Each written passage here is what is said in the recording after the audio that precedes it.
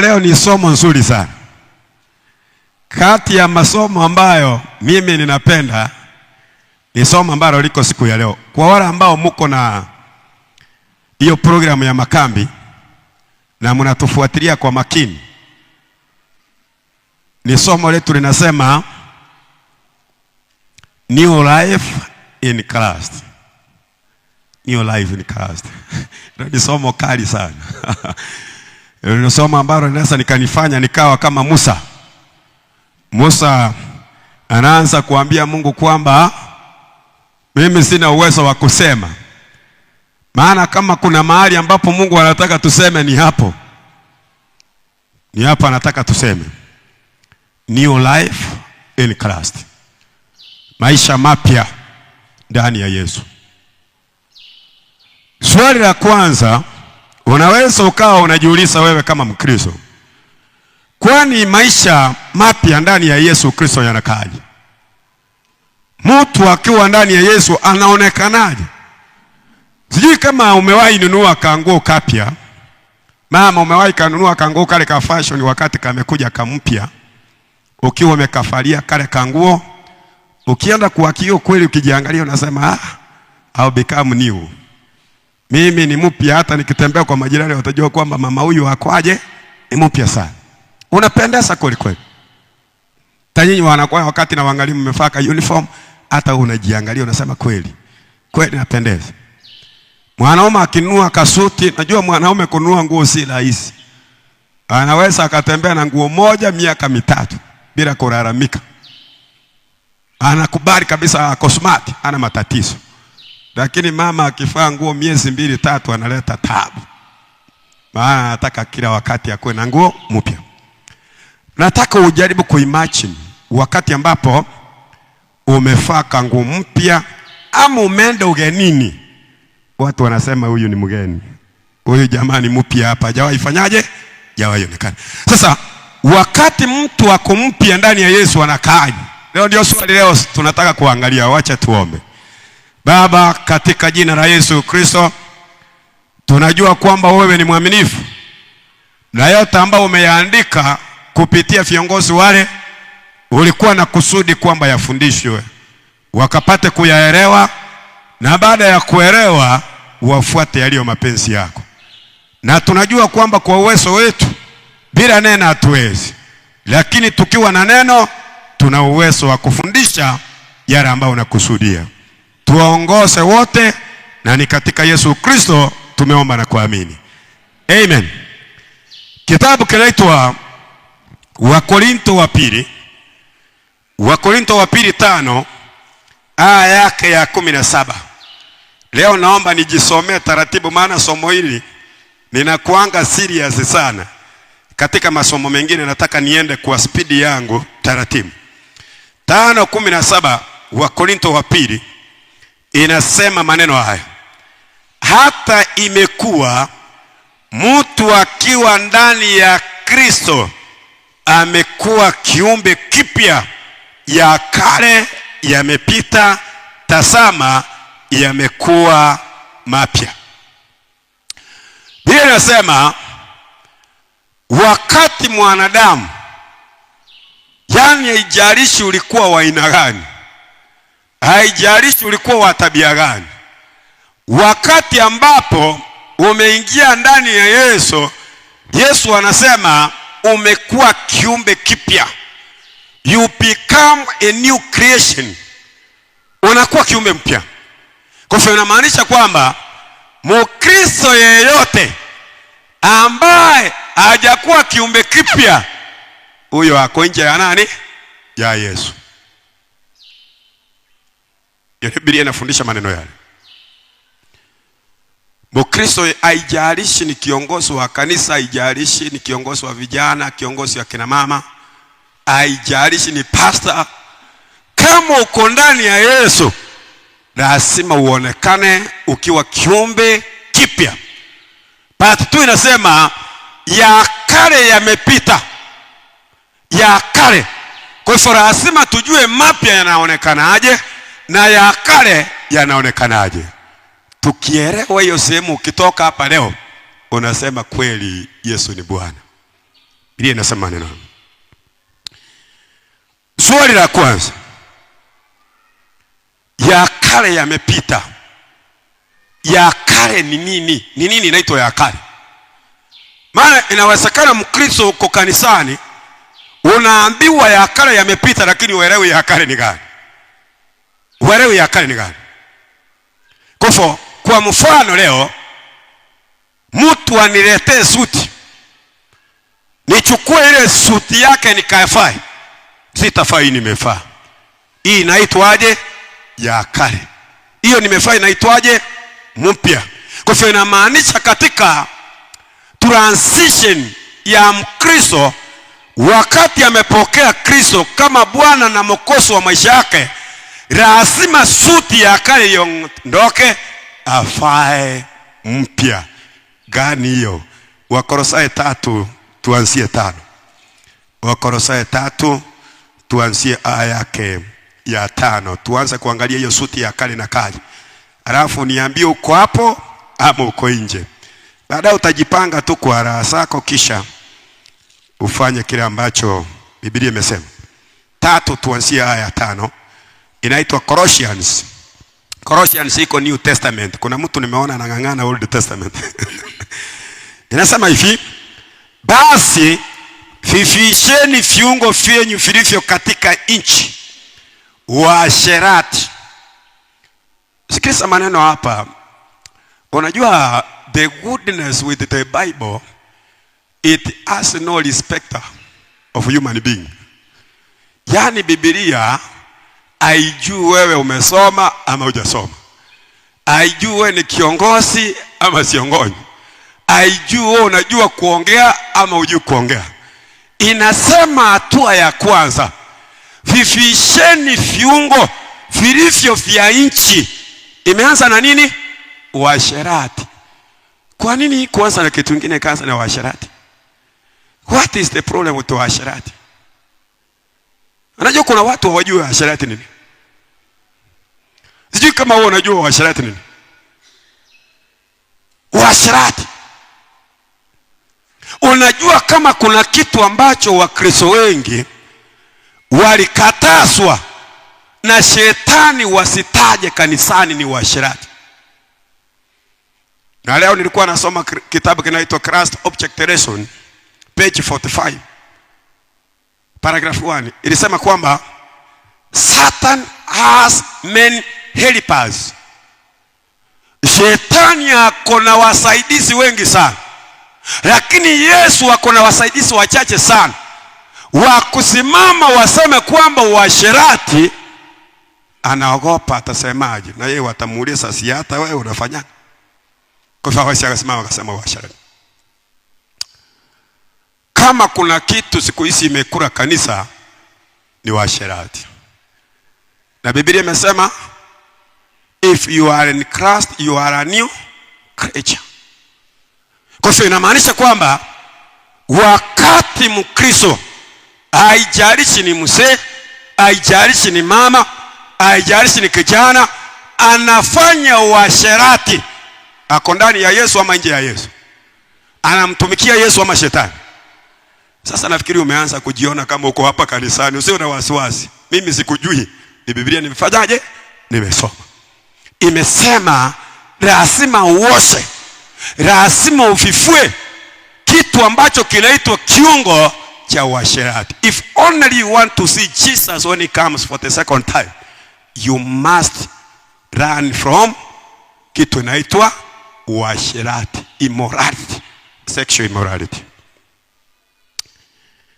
Sasa sexual immorality, nataka tuende further uelewe zaidi.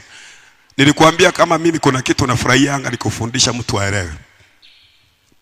Naweza kutumia dakika chache nimalize niende, lakini nataka uelewe, nikienda umeelewa. Mtu akiwa na mume na mtu mwingine akiwa na mke, akienda nje ya mke wake ama mume wake, inaitwa uasherati. Wapi nasema maneno haya? Wakorintho wa kwanza 7 aya yake ya kwanza. Wakorintho wa kwanza 7 aya yake ya kwanza. Inasema hivi, tutarudi kwa Wakolosai maana tunataka tuone ya kale ni yapi, kisha tufanyaje? Tuame tukuje mapya. Basi kwa habari ya mambo yale mlioniandikia, ni heri mwanaume asimguse mwanamke, lakini kwa sababu ya zinaa kila mwanaume na awe na mke wake mwenyewe, na kila mke awe na mwanaume wake mwenyewe. Huyo ni Mungu anasema. Kwa hivyo Mungu anasema kwamba ili uepukane na uasherati, ukwe na mume wako mwenyewe. Ili uepukane na uasherati, ukwe na mwanamke wako mwenyewe. Ukienda nje ya hiyo laini, uko nje ya Yesu na unamfuata nani? Shetani. Kwa hivyo inamaanisha nini? Kuna possibility ya mwanamke kuacha mume wake akaenda nje. Hiyo ndio Biblia inataka kukufundisha. Kuna possibility ya mwanaume kuacha mke wake akaenda nje. Hebu tuulize Biblia kama inawezekana. Kitabu kinaitwa Ezekieli. Kitabu kinaitwa Ezekieli 16. Ezekieli 16 aya yake niguse katika aya, nataka point katika aya ya 30 ngapi? Katika aya ya 30, nianzie 30. Nasema hivi, jinsi moyo wako ulifokuwa dhaifu, asema Bwana Mungu, ikiwa unafanya mambo haya yote, kazi ya mwanamke mzinzi apendaye kutawala watu, kwa kuwa wajijengea mahali pako pakuu penye kichwa cha kila njaa, na kufanya mahali pako palipoinuka katika kila njia kuu, lakini ukuwa kama kahaba, kwa maana alidharau kupokea ujira. Mke wa mtu asinie akaribishaye wageni badala ya mumewe. Biblia inasema wakati mwanamke anakaribisha mwanaume mwingine ambaye si wake, sio kumkaribisha kwa nyumba, mupatie maji akunywe, mupatie kaugali ulipika, mupatie uji akunywe. Hapana. Simumeelewa kile mama? Umeelewa hiyo maneno? Unafanyaje? Unamkaribisha. Ni fact Biblia inasema ukikaribisha huyo mwanaume na huyo mwanaume akaingia ndani, Biblia inasema ni kama ametoa shati, ameleta jiko. Unajua jiko? Akawekelea kwa kifua. Ni nini itamtokea? Ama akatoa viatu akakanyaga makaa. Ni nini itamtokea? Sio hiyo tu, ingine sikia vile inasema. Methali 7:25 na 32. Inasema maneno haya. Biblia inasema hivi. Kitabu cha Biblia. Mungu anasema hivi, kitabu cha Methali. Mungu anasema, nimesema 6 samahani. 6:25 inasema inasema hivi, nianzie 24. Ya kulinde na mwanamke mwovu, asikupate na kukuponya na upembelezi wa mgeni. Usiutamani uzuri wake moyoni mwako, wala usikubali ukanase kwa kope za macho yake. Maana kwa maraya mtu hutiwa katika hali ya kuhitaji kipande cha mkate, na kahaba umuwinda mtu amunase nafsi yake iliyo ya tamani. Je, mtu aweza kuua moto kifuani pake na nguo zake asisiteketezwe? Je, mtu aweza kukanyaga makaa ya moto na nyayo zake asisiungue? Ndivyo alivyoingiaye kwa mke wa jirani. Kila mtu amgusa huyo atakuwa na hatia. Sikiliza maneno haya. Verse namba 32 inasema, mtu asinie na mwanamke hana akili kabisa, afanya mambo yatakayomwangamiza nafsi yake. Kwa hivyo wakati wowote unafanya adultery, umejiweka hatarini. Hiyo ni kifo. Na watu wengi wamekufa.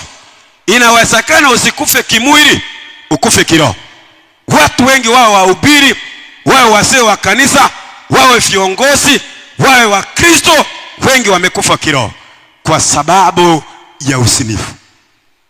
Kwa hivyo Mungu amesema tufue hiyo shati, tutupe, tuanze maisha mapya ndani ya Yesu.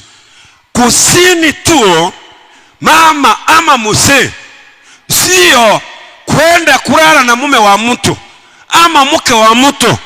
Kusini Yesu aliandika ni vipi? Mathayo 5:27. Mathayo 5:27. New life in Christ. Hiyo ndio topic yetu leo. New life in Christ. Nasema watu wa Mungu tuwe wapya. Mbona njia nyingine? Kama tunataka kuenda mbinguni, hatuna njia nyingine. Inasema usisome mtu wa Mungu. Inasema hivi: mumesikia kwamba imenenwa usisini, lakini mimi nakuambia kila mtu amtazamaye mwanamke kwa kumtamani amekwisha kusini naye moyoni mwake. Hapo ndio tulimalizwa. Kama kuna kitu ambayo Yesu alitumaliza nguvu wanaume, ni masuala ya kuangalia na kutamani. Na shetani alikuja akaelewa kwamba wanaume wanaona, wanatamani. Akafanyaje unajua? Akaleta mbinu mpya ya kina mama wanafaa. Kaleta mbinu mpya. Siku hizi mama Mkristo akiwa makambi ako decent, amefaa vizuri kabisa, ana meremeta, ukimwangalia unasema huyu ni mama wa Mungu, anaenda mbinguni kabisa. Mukute siku ambayo si ya kanisa, mtu wa Mungu amefaa kitu fulani, ni kama ni mkimbiaji. Kitu hiyo imenanza makalio kweli kweli, ama kanguo kamefika hapa mapacha, tunaona kila kitu. Unaniambia wanaume tutaenda kweli? Tutapitia mlango gani tufike mbinguni wakati shetani ameamua kutuanikia kila kitu? Siku hizi watu wanaume wanakula kwa macho kwa sababu kila kitu iko wazi. Tunaona mpaka small intestine ya mama kipita hivi, utaona small intestine. Alafu niambie, ni kiumbe kipi ndani ya Yesu wako kweli? Watu wa Mungu tuulizane kwa ukweli. Maisha mapya ndani ya Yesu watu wanakaa hivyo? Hivyo ndio watu wanakaa? Hiyo ndio maisha mapya ambayo Biblia inazungumzia. New life in Christ. Hiyo ndio maisha. Wakati mama unapita, hata wale majirani wakikuangalia wanajua wewe ni Mkristo Mwadventista. You know Adventism, we are known as the people of the book. The people of the book. Watu ambao wamesoma vitabu. Tunajuana kwamba kama mtu atasema kwamba yule ni Mwadventista, wanajua that man or that woman is powerful. Akianza kufungua Biblia, anafungua ni kama anakunywa maji, maana wamesoma, wameelewa. Sasa kama tumesoma, uko kufaa mama unafaanga. Ulisoma kweli? Ni andiko gani ulisoma likakwambia hivyo? Unajua inauma sana. Nilikwambia mimi nafanya public evangelism. Maswali naulizwa pale, naenda kuhubiria mtu ananiambia kwanza hebu hubirie yule, si yule ni SDA, yani hubirie kwanza. Amenifunja nguvu, hajanifunja. Amenimiza. Sasa uasherati ni wakati una display your private parts. In fact, the private parts siku hizi si private, ni public. Kifua cha mama mtu alikuwa na struggle ili akione, siku hizi tunakiona na macho. Pacha la mama watu walikuwa na struggle kuliona, siku hizi linaonekana mpaka kanisani. Ndio maana wachungaji wamesini kanisani, wazee wamesini kanisani, maana wameona. Unajua kwa bahati mbaya unapata mke wake amuonyeshi nyumbani, wakati anataka aone mke wake amuonyeshi. Sasa amekuja amepata msichana wa mtu, mama wa mtu, amefanyaje? Amemuonyesha. Anakuwa attracted, sio kwa kupenda kwake. Shetani yako kazini, Yesu wako kazini, shetani yako kazini. Yani ni competition. Yesu anataka watu shetani anataka wapi. Kwa hivyo lazima atumie mbinu yoyote ile kukuangusha, ili kwamba usije ukawa a person who is new in Christ. Hiyo ndio anataka adui away with us. Kina mama nifuatilie nikusaidie. Tuende Methali 7 aya yake ya 9. Methali 7 aya yake ya 9. Tusaidiane. Mimi nilikuambia ni fakti kitu sipendangi ni kutafuta marafiki. Napendanga kuambia watu kweli. Nikisema kweli nafurahia naenda sangu. Maana najua any time naweza toka duniani. Unaweza kufa any time na ulikosa kusema kweli. 7:9 inasema. Na tusome tena kwenye point. Na tazama mwanamke akamkuta ana mavazi ya kikahaba mwerefu wa moyo. Swali ambalo unajiuliza mama, vazi la kikahaba linaonekanaje? Na ni kwa nini afae lile vazi? Na kwa nini aitwe kahaba? Kahaba ni msichana ambaye amezaliwa na baba na mama. Hakuna mama ambaye alipanga, mama na bwana yake wakapanga leo mse tunataka tufanye bidii tusae kahaba. Mumaiona mtu kama huyo? Hakuna mama na baba ambao walisema kwamba raundi mama tunataka tukesha, hatutaki turare, nataka tusae mwisi, nataka tusae mrefu, nataka nisae kumbafu. Hakuna msasi kama huyo duniani. Kila msasi anasema kwamba Mungu nisaidie nisae mtoto mtiifu, mtoto mcha Mungu, mtoto ambaye anajiheshimu. Lakini Biblia ikaandika kwamba mwanamke ana mavazi ya nini? Ya kikahaba. Sasa kahaba amefungua hoteli yake. Hoteli ambayo amefungua si ya kuuza maandazi ama masiwa ama sukari ama mboga, ni kuuza mwili. Kina mama ambao wana biashara nafikiri mnaelewa hii maneno. Wakati unauza nyanya, zile mbaya unawekaga kando kwa gunia hata utake watu waone. Nzuri una display, unasiweka mahali pako high at a critical angle, ili Dickson akipita pembeni anaona kwa umbali kwamba zile nyanya ni nzuri, zinanifuta.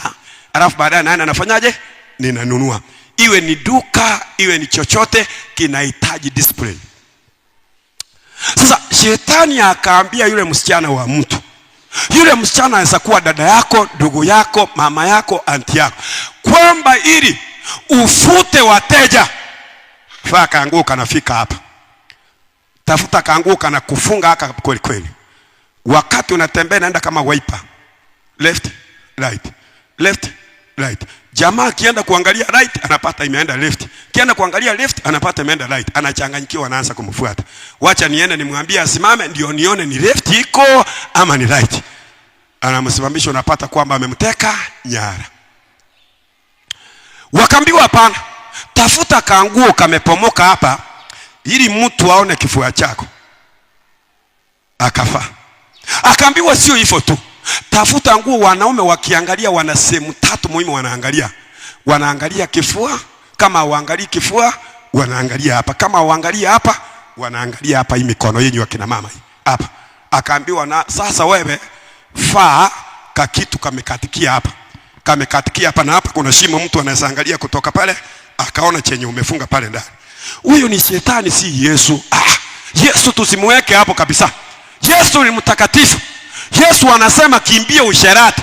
Sasa shetani kwa sababu anataka aangamize the 70th day Adventist, the peculiar people, the priesthood, ambao wamebeba taa wanapeleka duniani. Akasema hapana, sasa waache nini na taa kupeleka mbinguni? Beba giza peleka duniani. Siku hizi ukiambia watu kwamba wanaenda SDA wanasema hao ni watu wa siku. Tulikuwa tunaitwa watu wa kitabu, siku hizi tunaitwa watu wa siku. Kwa nini tunaitwa hivyo? It is because the devil decided to migrate from outside and came inside the church. And the problem with us leaders, pastors, we don't speak. We have become dumb. We have become mute. Hatutasema. Tukisema mutakasirika na sisi. Tukisema mutakataa kutoa sadaka. Tukisema amutanialika tena nikuje kuwahubiria. Wengine tulitoka hapo. Sasa Biblia inaniambiaje? Wakati nitafunika makosa, inasema ni nani ninatafuta. Methali 17 aya yake ya 9. Methali 17 aya yake ya 9 inasema hivi: afunikaye kosa utafuta kupendwa, bali yeye akasifuye neno utenga rafiki. Kama unataka marafiki usiseme kweli. Kama unataka marafiki usiwahi kuambia watu kweli. Waambie mnapendeza, waambie wote ni wenye dhambi, waambie kwamba Mungu haangalii mwili, anaangalia roho. Ambia watu kwamba msihukumu, usije ukahukumiwa. Hapo utafurahisha watu. Utakuwa umebadilisha kanisa la Mungu limekuwa entertainment. Utakuwa umebadilisha kanisa la Mungu imekuwa club, imekuwa hoteli, imekuwa butcher, imekuwa bar. Haitakuwa kanisa tena, because we are not ready to become new in Jesus Christ. Andiko la mwisho la kina mama, tuende kipengele kingine. 1 Timothy chapter 2 verse number 9. Verse number 9. Timothy 2 verse number 9. Hii nalikwambia hii topic ni kali sana. Nilikwambia kama kuna topic kali ni hizi.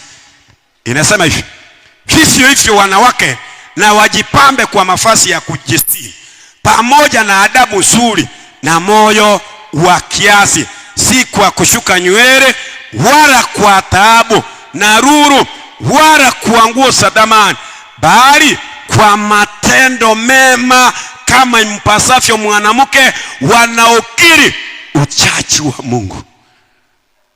Yoni Mungu amesema. Mama, tufunike mwili, tusaidie wahubiri, ndio ni hubiri kabisa kabla sijakufa. Funika mwili wako vizuri. Hakuna mtu atakuchukua kwa polisi. Hata ukiamua utembea uchi ni fact. Sasa ukatembea mna matatizo. Lakini swali, unatembea uchi ukiwa kwa Yesu ama ukiwa kwa shetani? Inawezekana mama hukujua maneno haya.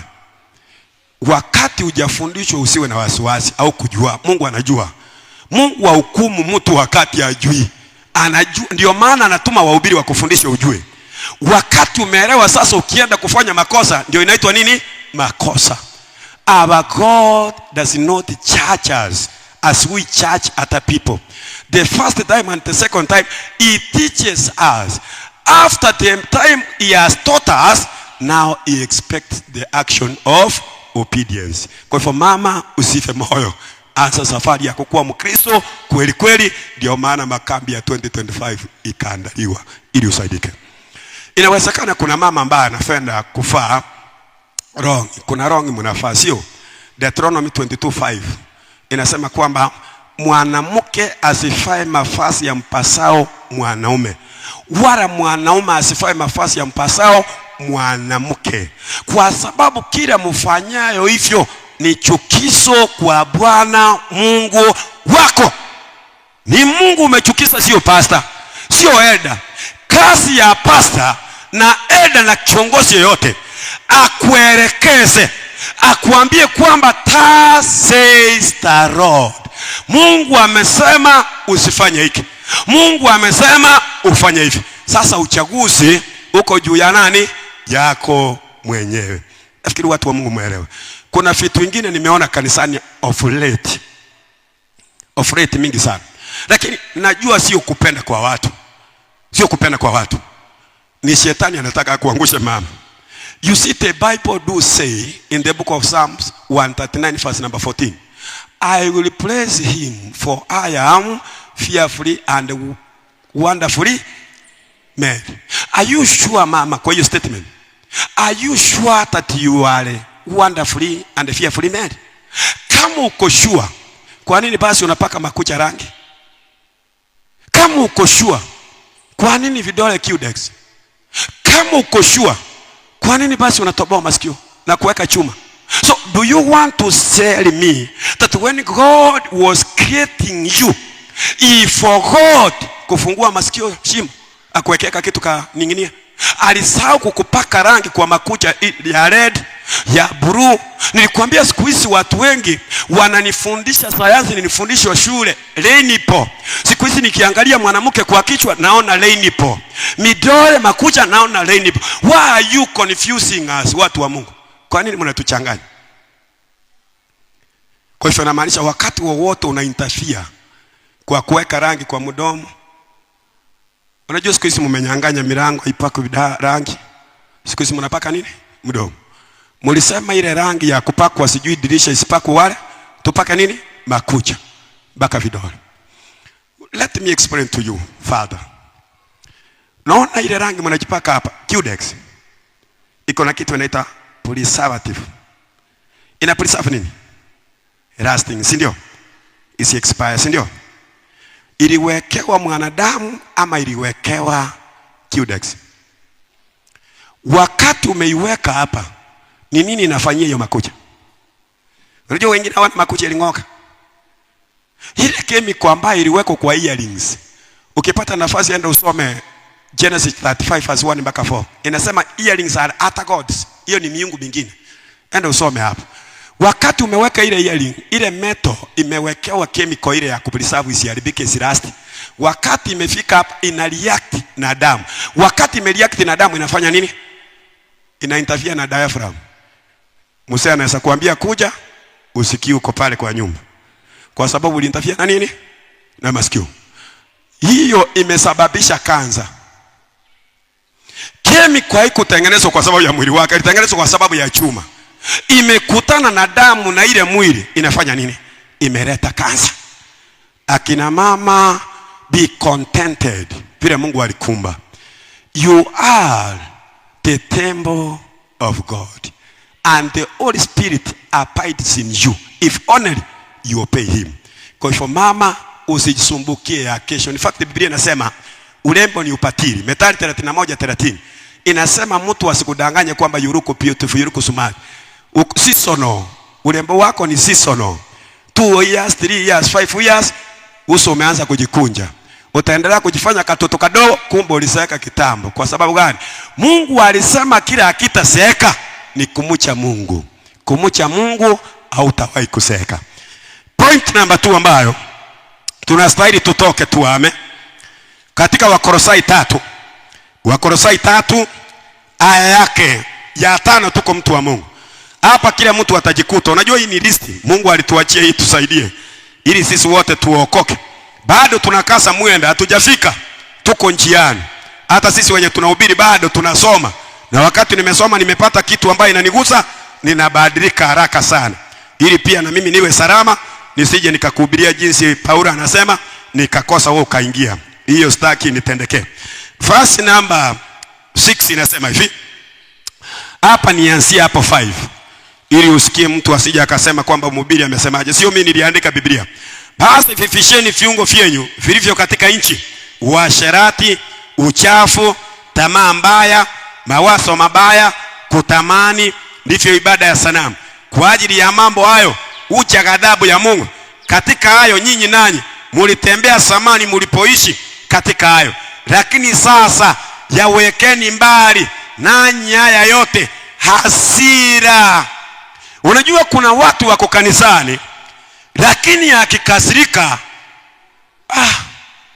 mpaka unauliza mtu wa Mungu ni shetani aliyama akakuja kanisani ama ni Mkristo? Huyo mtu akikasirika mpaka unaanza kuona mishipa hapa, mpaka anaanza kushake, anaanza kukua kitu inaitwa earthquake. Anatetemeka kabisa, anatingisa ardhi kwa sababu ya hasira. Hasira mko nayo nyumbani kwenyu, mko nayo kanisani, mko nayo kwa maduka, mko nayo mahali mnafanya kazi, mko na hasira. Ile hasira, it is an identity that you don't belong to Jesus, you belong to the devil. Wakati shetani alifukuzwa, Biblia inaniambia alikuwa na ghadhabu, alikuwa na hasira. Revelation 12:12 inasema ole wenye wa nchi na bahari, maana mustaki wenyu Ibilisi ameshuka kwenyu akiwa na ghadhabu. Kumbe hasira si ya Mkristo, ni ya shetani. Mtu ambaye atakasirika siku ishe kabla hajasamea mwenzake ni shetani. Anastahili arudi kwa Yesu haraka sana kabla Yesu hajakuja na hajatubu makosa. Kwa hivyo Biblia imesema tuache hasira. Mkristo kiongozi, wakati unaongoza watu unawakasirikia, hapana, hiyo safari unawapeleka ni mbaya. Ni vizuri ulisign, sema kwamba kasi imenitosha, watu wao watanifanya nipate kuingia jehanamu, sitaki niingie jehanamu kwa sababu ni hasira, nimekoma kasi, nimewachana, wacha niongozwe ili niokoke.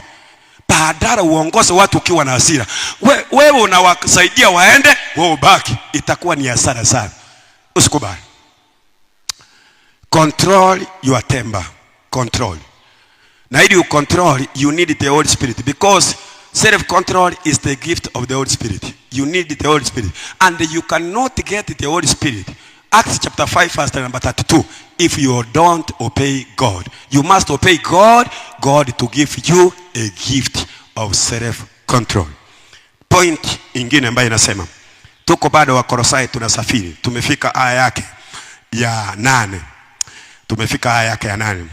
Hasira na ghadhabu na uovu na matukano na matusi vinywani mwenyu. Matusi wa Kristo. Unajua mimi nafanya mikutano huko town market hiyo kubwa. Msema unajua akina mama wetu wananiaibisha.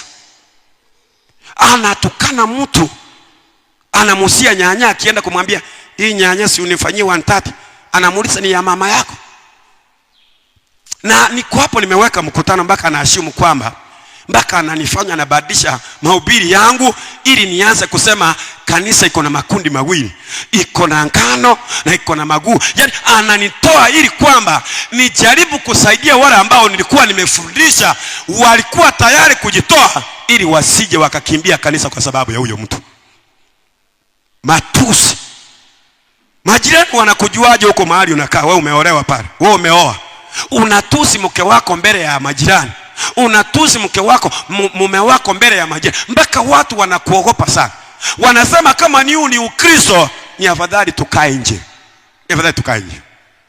Matusi vinywani mwetu. Hiyo ni matendo ya kale. Hiyo ni matendo ya kale, tuame. Number 9. Msiambiane uongo. Msiambiane uongo. Watu wangapi wanasemanga kweli? Watu wengi wanasema uongo. Hata wakati unajua kwamba hii ni uongo na unasema ni uongo kabisa. Na uko na confidence. Na uko na Biblia na wewe ulipatizwa, lakini bado unasema uongo. Ili ufurahishe watu. Unasema uongo, mtu wa Mungu. Mpaka kanisani, mpaka siku hizi wahubiri anaweza akasimama akasema uongo. Watu wataki kukubali makosa, tatafuta njia ya kufunika nini? Makosa. Watu wa Mungu, sema kweli, sema kweli, sema kweli. Ukweli una gharama ndio, lakini utakuwa umejirejesta katika kitabu cha uzima. Sema kweli. Usiwahi kuambia mtu kweli hata kama atakuchukia. Ambia mtu kweli hata kama atakukataa. La msingi ijulikane kwamba ulimwambia kweli. Badala umwambie uongo na mwisho upotee na uongo wako na uingie jehanamu. Matendo ya kale lazima tuyafue. Masuala ya uongo tuachane, watu wa Mungu. Mkristo mke, wacha kudanganya mume wako ulikuwa mahali fulani na huko kwa. Mwambie kweli. Mume, wacha kuambia mke wako ulikuwa mahali fulani na huko kwa. Sema kweli. Hakuna koti atakupeleka. Mwambie kweli. Ni vizuri akasike kwa sababu umemwambia ukweli kuliko mdanganye. Na Biblia inasema kwamba msiambiane uongo. Usiambiane uongo. Ni matendo ya kale ya. Matendo mengi yako hapa. Kwa kuwa mmefua kabisa utu wa kale pamoja na matendo yake, mkifaa utu upya unaofanywa upya upate ufahamu sawa sawa na mfano wake aliyewaumba. Kumbe wakati tunafua tabia hii, tabia ya uongo, tabia ya matukano, tabia ya uchafu, tabia ya ufisadi, tabia ya kiburi, tabia ya chuki, kumbe inamaanisha tumekataa kazi za shetani. Sasa tumekubali Kristo na Kristo anakaa ndani yetu. Wakati amekaa ndani yetu, tunatembea tukiwa wapya ndani ya Yesu. Ukikufa leo ama kesho, una matumaini kwamba utaingia katika uzima wa milele. If only you will make a decision, a deliberate decision to get in Christ by following his word, utaingia. Inamaanisha salvation is a choice. Kitu inaitwa Wokovu ni uchaguzi. Chaguzi. Tuko na great controversy. Making a choice between light and long. It's a process.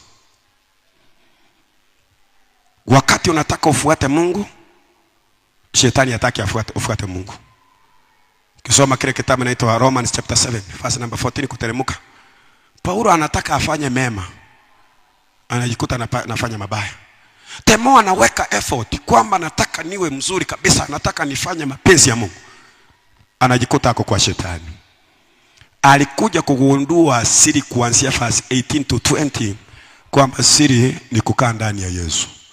When you are in Christ, you can be able to do whatever you want, which pleases who? Our God. If only you abide in him.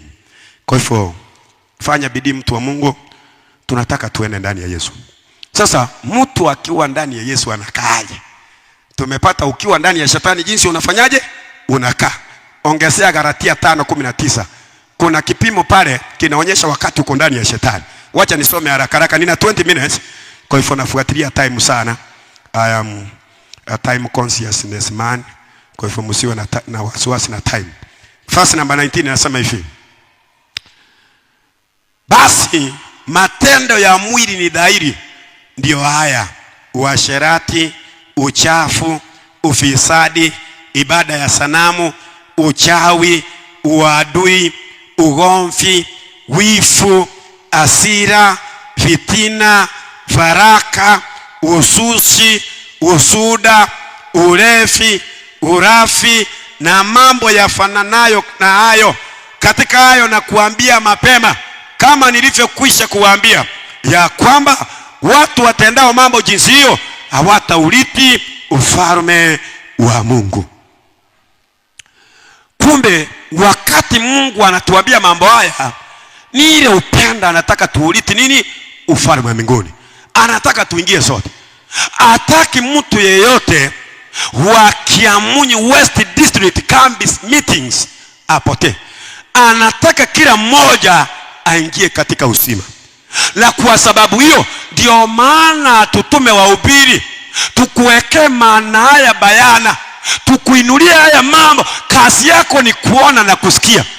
Wakati umesikia, ufanye uamuzi wa kuingia jehanamu ama wa kuingia mbinguni, vile utachagua. Kwa hivyo hayo ni matendo yanaitwa ya mwili, ambayo yanatokana na yule anaitwa muovu. Great controversy inadili na vitu mbili katika nafsi ya mwanadamu. Inadili na kitu inaitwa mwili na roho. Kitabu cha Galatia 5:16. Galatia 5:16 inasema hivi. Basi nasema, enendeni kwa roho, wala hamtasitimiza kamwe tamaa za mwili, kwa sababu mwili hutamani kushindana na roho, na roho kushindana na mwili, kwa maana hizi zimepingana hata amweze kufanya mnayotaka. We have a fight. Tuko na vita. Tuko na vita kati ya mwili na roho. Mwili unataka, mwili unatamani, mwili unataka usengenyane, mwili unataka ukue na wifu na mwingine, mwili unataka ukosane na mtu mwingine.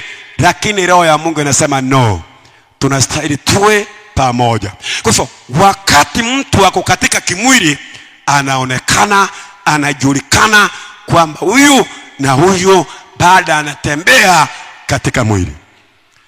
Wakati ukiwa ndani ya Yesu sasa, tofauti gani tutaona? Sikiliza maneno haya. Yesu anasema, tukianzia katika kitabu ambacho kinaitwa Yohana 15. Yohana 15, nianzie verse number 4. Usikie wakati sasa uko ndani ya Yesu, maana the life, new life ni Christ. Kuna mambo ambayo unastahili uyafanye ili upate hiyo nafasi. Kaeni ndani yangu, kaeni ndani yangu, na mimi ndani yenu. Kama vile tawi lisivyoweza kuzaa peke yake lisipokaa ndani ya mzabibu, kadhalika nanyi musipokaa ndani yangu, mimi ni mzabibu, nyinyi ni matawi, akae ndani yangu nami ndani yake, huyo uzaa sana. Yesu anasema kwamba without him we can do nothing. With him we can be able to produce good fruits. Tunaweza tukazaa matunda. Tunaweza tukazaa matunda. Kwa hivyo Mkristo anastahili kukaa, kujiita kama timu mwenyewe, ajiulize liko ndani ya Yesu ama nje ya Yesu. Akipata kwa nje ya Yesu, hauwezi ukazaa matunda ya kumpendeza nani? Mungu. Utazaa matunda lakini ya kumpendeza shetani. Kwa hivyo Yesu anasema yeyote, haijalishi ni kijana, haijalishi ni mzee, haijalishi ni pastor, haijalishi ni elder, if we abide in him, then we can be able to produce good fruits. Na hiyo ndio inahitajika. Na ukikosa kuproduce good fruits, utamalizia wapi? Matthew 3 verse number 10. Matthew 3 verse number 10. Matthew 3 verse number 10. Inaitwa Bible study. Matthew 3 verse number 10. New life in Christ. New life in Christ. 3:10. Matthew 3:10. Usipozaa matunda mazuri, utamalizia wapi? Nasema hivi: na shoka limekwisha kuwekwa penye mshina ya miti, basi kila mti usiozaa matunda mazuri ukatwa na kutupwa motoni. Watu wa Mungu, it is going to be painful when Christ comes. Itakuwa uchungu sana.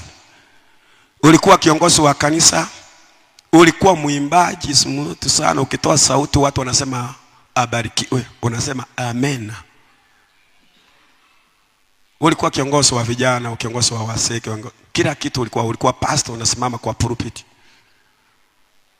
Lakini patikana huko saa matunda mazuri, unaambiwa pia box jikoni.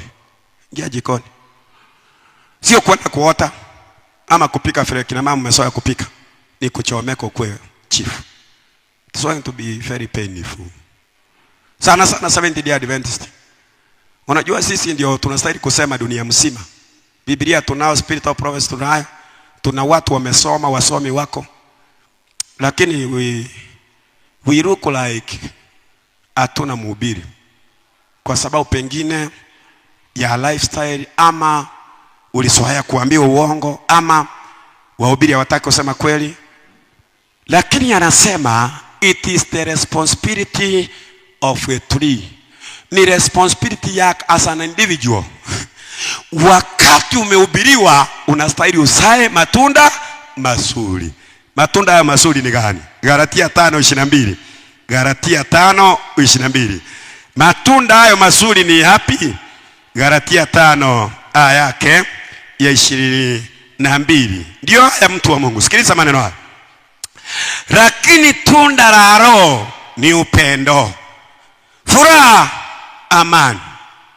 Kumbe Mkristo wa kweli ambaye ako ndani ya Yesu na Yesu ndani yake, ambaye amekuwa kiumbe kipya, lazima aonekane na upendo.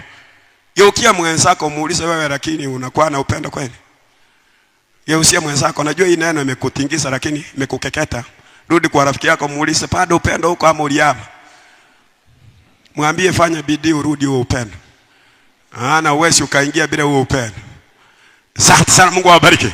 Kwa hivyo tunda la Roho ni upendo. Love. True love. Leave this hypocrisy alone. Toa hii unafiki kando.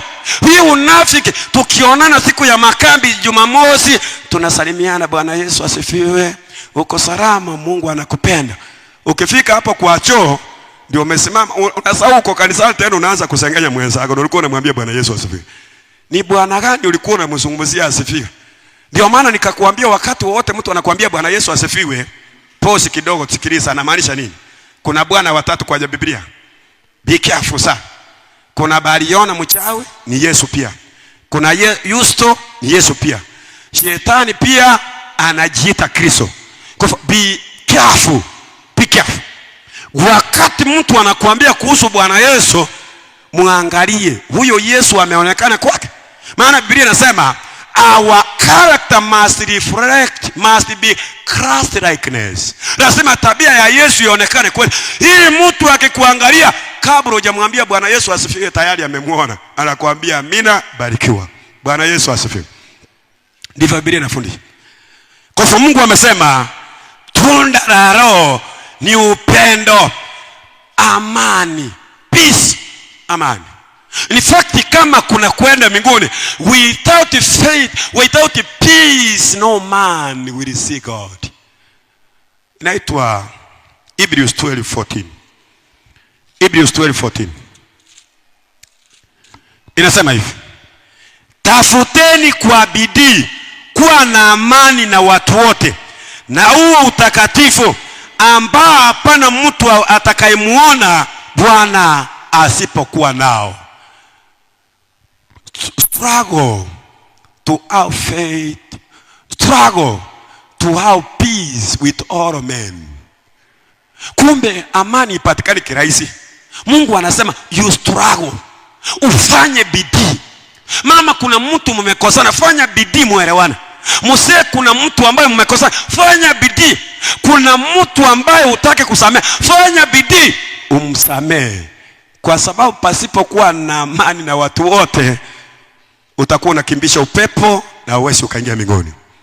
Kama kuna mtu mlikosana, kama kuna mtu anakuchukia, kama kuna mtu fulani ambaye hamkutembei pamoja, akipitia hilo itabidi usunguke huko ukuje kupitia mlango.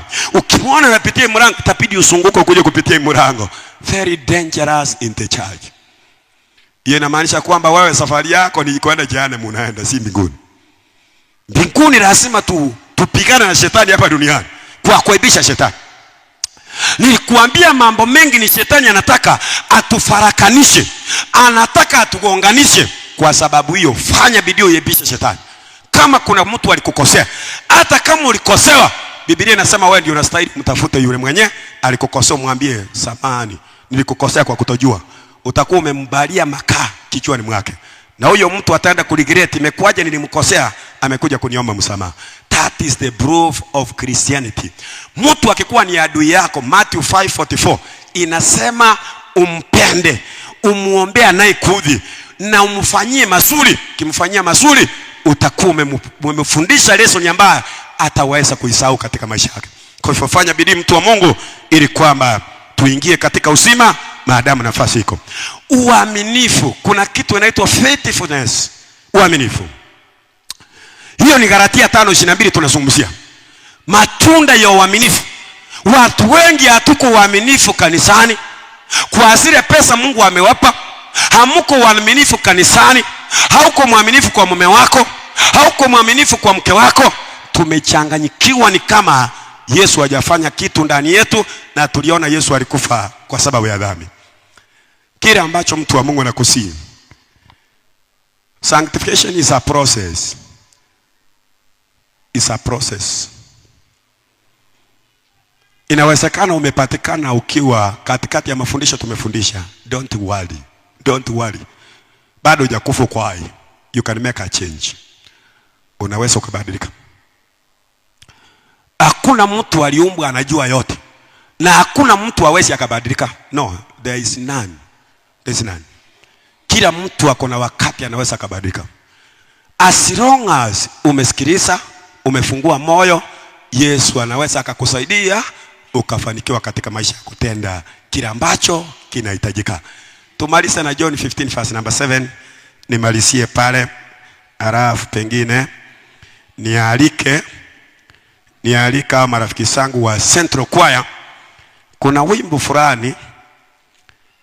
fulani ambao mbona nasahau hivi. Wimbo nilikuwa nakumbuka. Unaendana na hii kitu nimemfundisha watu wa Central. Ile wimbo imba hapa haraka haraka, niombe nipishe mwenye anaingia.